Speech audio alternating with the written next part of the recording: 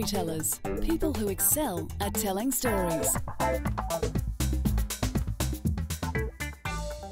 Mr. Scorsese is, I think, the great American master as far as filmmakers are concerned.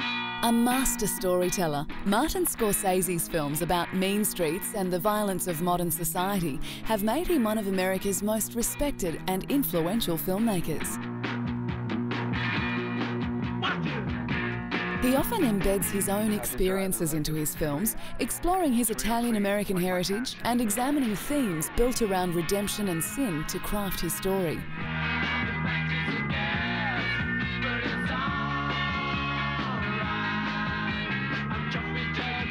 As one of cinema's greatest and most innovative directors, Martin has been making powerful films that have been winning critical acclaim for over 3 decades. His work is a unique legacy that will live on for future directors and film lovers to study and appreciate for decades to come.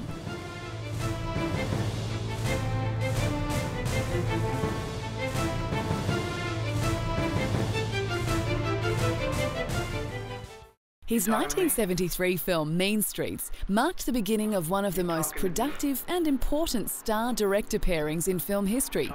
In Robert De Niro, Martin found the perfect vehicle to channel rage paired with humanity. Well, I'm the only one here. Heralded as one of the greatest American films ever made, Raging Bull again teamed De Niro and Scorsese. Filmed in black and white, it showcased some of Martin's distinctive trademarks with extensive slow motion and complex tracking shots. Come on, honey, open the door. No, look, Jake, I got a lawyer. It is a film that he put everything into and one that has left a lasting legacy. I already made up my mind. I kind of threw everything I knew or felt about filmmaking at that point in my life into it. I think I was about 34 years old, and I was hoping that I was going to reach another level and go on to different kinds of films after that, which I tried, and also a lot of documentaries. I didn't know if I was actually going to make that many more features. So I, in a sense, it was a, I used to call it a sort of kamikaze production. The De Niro-Scorsese collaboration continued with 1990 gangster epic Goodfellas. The film boasted superb camera work and pushed audience manipulation by contrasting moments of graphic violence with scenes of humour. Bill's taken quite a liking to The iconic director first used Leonardo DiCaprio in the epic production Gangs of New York. The themes central to the film were consistent with Martin's long-held traditions, his deep love of New York City and violence as an epidemic. When asked about his role as a Scorsese muse, Leonardo was happy to tell. Any actor would want to be in a Martin Scorsese movie. I don't know anyone that wouldn't. He's usually at the top of their list because they're so, there's pieces of film that come and go, but his movies have this relevance over time. They saturate you, and they have a long shelf life. People watch these films over and over and over again, and that's a testament to, a good piece of art. That's all. They teamed up in The Aviator to tell the story of the reclusive and eccentric billionaire Howard Hughes. It was a visual feast that captured the glamour of old Hollywood. They united again for The Departed, in a film that marked a return to classic Scorsese form and content. He was given the Lifetime Achievement Award by Steven Spielberg, who joked he and George Lucas were a little fed up of being less popular. We've all benefited from his dedication to movies and his passion for them. We've all been inspired by him, influenced by him, challenged by him in one way or another. And ask many young filmmakers their primary inspiration, and they're not going to say Jaws or Star Wars. They're more often going to say Mean Streets or Raging Bull. And Marty, I want you to know, both George and I are sick of hearing it. Martin Scorsese is a brilliant storyteller, and his films are acclaimed for their groundbreaking artistic achievements.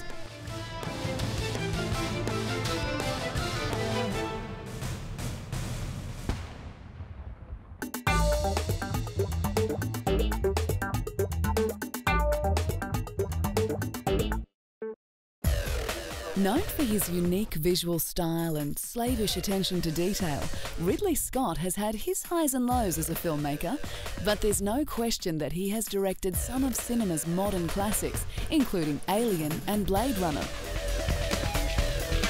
With his stylistic flair and remarkable storytelling abilities, he's always made films with the audience in mind.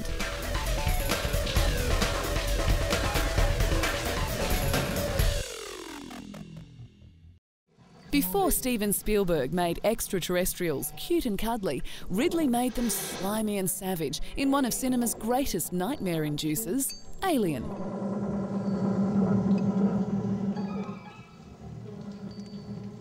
His trademark use of sound or music to build tension is seen in the film, with hissing steam and the noise of the machinery in the spaceship. It's a sound he remembers well. The score is so evocative and chilling at the same time as being beautiful. It's still one of the best, scariest scores I've heard. And what's interesting, in 24 years, I can spot copycats. I'll sit in the theatre and go, aha, Alien. The film set new science fiction standards in art design, creature creation and visual effects, and was the prototype for today's wave of tough female action heroes.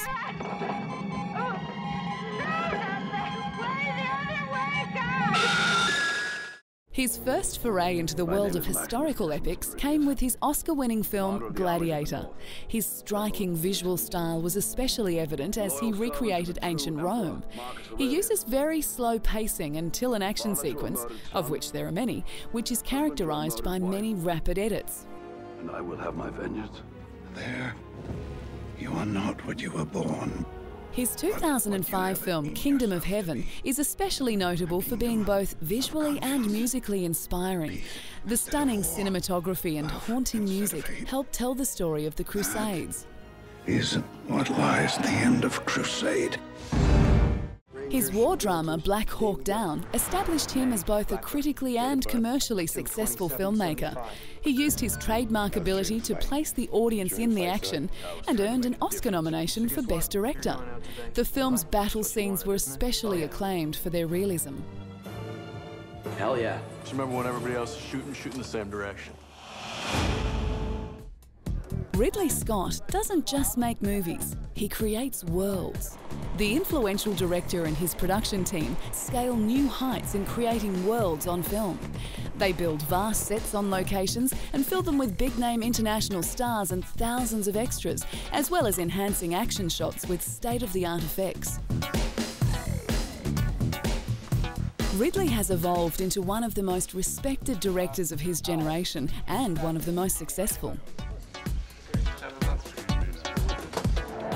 His first collaboration with actor Russell Crowe in the Oscar-winning epic Gladiator was successful for all involved. Both hold each other in high regard, and Russell counts Ridley as his favourite person to work with in Hollywood. Whatever comes out of these gates, we've got a better chance of survival if we work together. 2006 saw Ridley and Russell teaming up again in a completely different genre, this time swapping swords and sandals for women and wine in the romantic comedy A Good Year. Can't for the life of me think of why I stopped coming down here. Can I remind you, Max Skinner doesn't do weekends, take holidays. Max Skinner... Despite his penchant for making big blockbusters, Ridley is just as adept at perfecting the smaller films. He turned his focus to the big screen adaptation of Matchstick Men, a dysfunctional con man tale starring Nicolas Cage. Though hardly a blockbuster, the heist comedy garnered mixed but generally positive reviews. Oh, here we go. This is Dr. Klein. Just got off the phone with Angela, your daughter. She says she really wants to meet you. Ridley Scott remains one of cinema's most enthusiastic storytellers, and he continues to influence upcoming filmmakers with his dedication and experience in helping to mould modern cinema.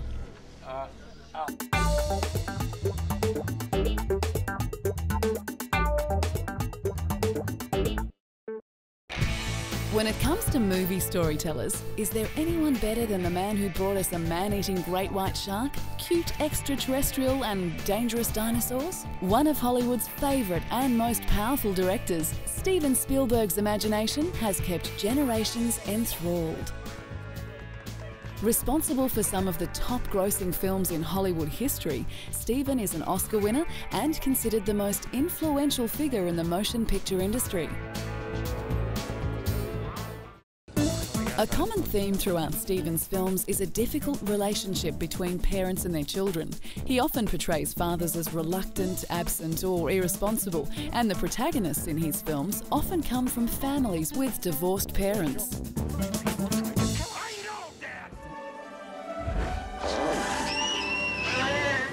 Coming from a divorced family himself, Steven often depicts his movie families as being a single-parent home. E.T. was the first of his films that touches on the idea of using a family that has been torn apart by a father who has abandoned them. His action drama, War of the Worlds, saw Tom Cruise begin as the distant, irresponsible father who makes no effort to understand his children before reconnecting when faced with adversity. Stylistically, Steven's futuristic thriller Minority Report saw the use of light and shadows, giving the movie a film noir feel. Steven has worked with cinematographer Janusz Kaminski, who has shot every Spielberg film since Schindler's List. Janusz uses hard or harsher light to convey a feeling of danger in such films as Minority Report and War of the Worlds, and softer light to accentuate beauty and goodness, seen here in the film The Terminal. In Spielberg films, the light source conceals mystery, whereas for many other directors, it's darkness that conceals mystery. Living out of a suitcase. That's it. Don't forget my voice. You think you can outrun Another recurring theme in Steven Spielberg movies? His films often show children in danger or difficulty. From the enslaved kids in peril in Indiana Jones and the Temple of Doom, to the children hunted by hungry dinosaurs in Jurassic Park, this theme is as common as any other. In Jurassic Park, the two children are the product of a divorced family and are chased around a theme park by escaped dinosaurs. Over the course of the movie, they find reassuring parental figures in the film's main characters. Follow me! This one! Now let's give him a very big aim, because he's only got one. The character of Peter Banning in Hook starts off in the beginning of the film as a reluctant, distant, married to his work father, who through the course of his film regains the respect of his children. He tackled emotionally powerful issues in what is widely regarded as his masterpiece, Schindler's List. The film earned 7 Academy Awards, including Best Director and Best Picture. So there will be no obstructions to the thoroughfare. His story about the Holocaust was shot almost entirely in black and white and is still considered one of the best films of all time. He tackled a similar topic in the critically acclaimed war drama Saving Private Ryan, again winning an Oscar for Best Director.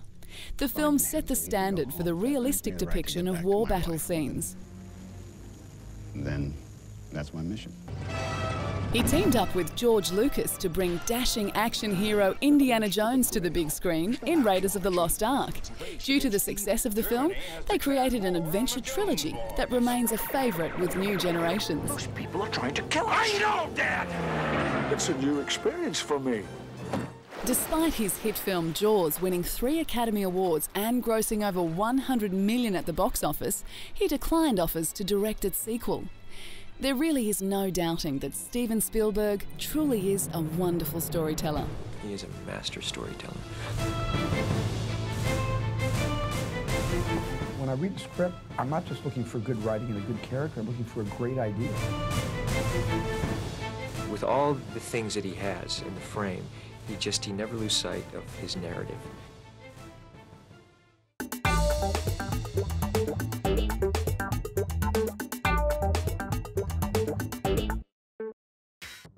Academy Award-winning director Oliver Stone has evolved from a respected screenwriter to become one of the most honoured and controversial filmmakers working in Hollywood.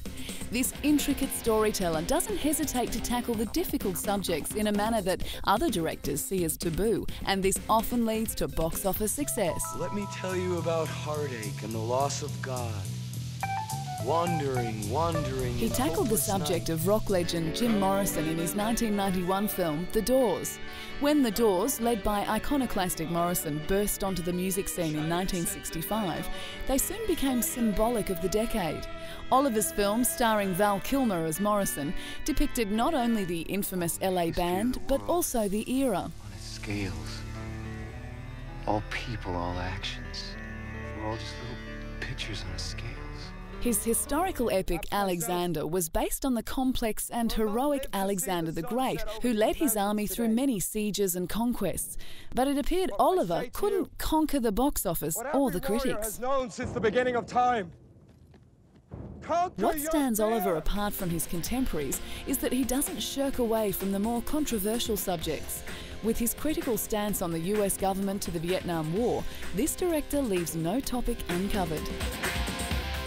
In his political documentary, Commandant, the Oscar-winning director taped 30 hours of conversations with Cuban leader Fidel Castro, ranging from the 1962 Cuban Missile Crisis to his relationship with revolutionary Che Guevara.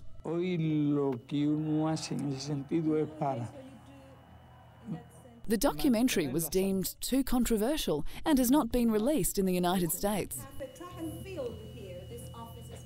Oliver released World Trade Center in 2006, 5 years after the terrorist attacks on the World Trade Center Twin Towers in New York City. It was the first motion picture to deal with the attacks and the heroic efforts of rescue workers.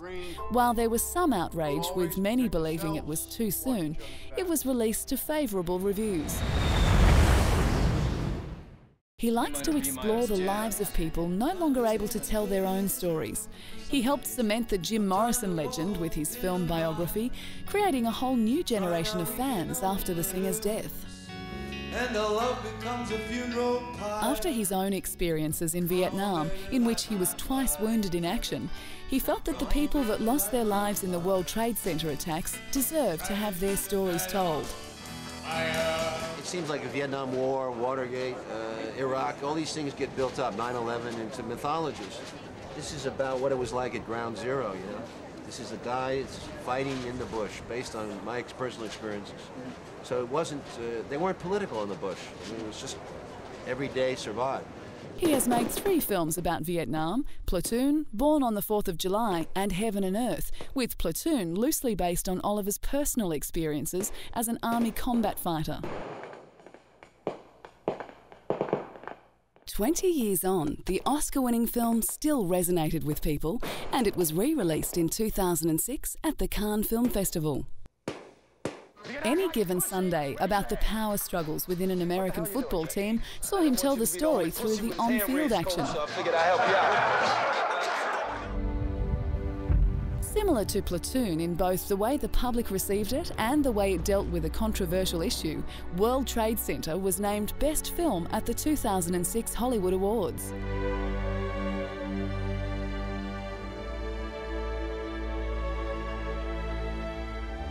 The film is based on a human drama and portrays the lives of ordinary people that got up that day to go against the fear and find the courage to help each other.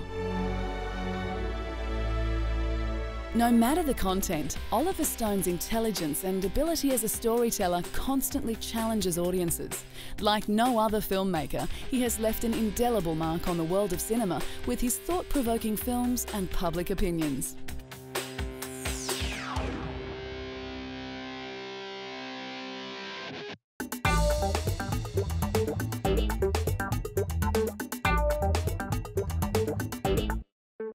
If you had 2 seconds to describe how Clint makes a movie, he sort of waves his hand and then the movie got made. I mean, everything he does turns to gold because he's just such a great man. And he's made some extraordinary films, you know, and I'm a fan, you know. He's a role model for us professionally, and he's my Western hero. He's a really terrific director because he directs the movie, doesn't direct acting. He's an up-and-comer. His name is Clint Eastwood, but I think he's going to make it. I think he's got a shot. It's hard because he was on like Rawhide, so it's hard to pull out of television and into film, but I think he's got a shot. After achieving iconic status as an actor, Clint Eastwood came from the world of westerns to earn critical acclaim as a director. This visionary storyteller has won numerous accolades for his work behind the cameras, and he was still creating Oscar-nominated films at an age when many directors have lost their steam. With celebrated films like Mystic River and $1 Million Baby, Clint's well-received foray into both producing and directing has seen him become an even more valuable Hollywood commodity. He received high praise when he stepped behind the camera for Mystic River, which opened to widespread acclaim and earned Sean Penn and Tim Robbins Academy Awards. Was not sexually abused, you see. In that equation, Clint has long been a director Hollywood's elite want to work with, and his many years of acting experience has helped him step into his directing role. You're right. I'll have my cuffs off my hip faster than yours. I've worked with, having come up in that side of the business, I'm very, very sympathetic to the securities and insecurities. The securities that are necessary and the insecurities that are unnecessary to make a good performance. And so what I do is I let the actors bring a lot to the table. When they bring something that's good, it's fine, and when they bring something that's not quite so good, I make adjustments to it. The iconic star earned himself his second Best Director Oscar for $1 Million Baby, the first being for 1992's Unforgiven. The film, which also won Best Picture, earned Hilary Swank and Morgan Freeman Oscars, and Hilary was emphatic in her praise for the esteemed star. It was a dream come true, and I wish I could do every movie for the rest of my life with him. And in the film, Clint plays a boxing trainer dealing with a painful estrangement from his daughter when he meets a young female boxer who wants someone to believe in her ability. If I take you on, I promise I'll work so hard. You don't question me, and I'm going to try to forget the fact that you're a girl. As one of the most prolific, versatile directors in the history of cinema, there isn't a genre that Clint hasn't mastered in the more than 25 films he has directed over the past 35 years. His films continue to touch generations of moviegoers and bring huge audiences into movie theatres. In 2006, he was honoured with the DGA's Lifetime Achievement Award. It's, can we just call this maybe a midlife time achievement award? I don't have any immediate plans to hang things up, but... The iconic black and white photograph of 6 US soldiers raising the American flag on Mount Surabaki came to life as Clint joined forces with Steven Spielberg and Rob Lorenz to present Flags of Our Fathers. Now, this picture. People went crazy. While that film looks at the battle from the American side, his second film about the 1945 battle is Letters from Iwo Jima, a film that chronicles the combat from the Japanese point of view. Noted by many as the stronger of the two films, Letters from Iwo Jima was voted one of the best foreign language movies and was named Best Film of 2006 by the National Board of Review and by the LA Film Critics Circle. Clint Eastwood is the consummate filmmaker. After spending most of his life in front of the camera, he is now one of the industry's leading storytellers and has the respect and the awards to back it up. His reputation as a quality director is now cemented thanks to his remarkable ability to craft compelling films.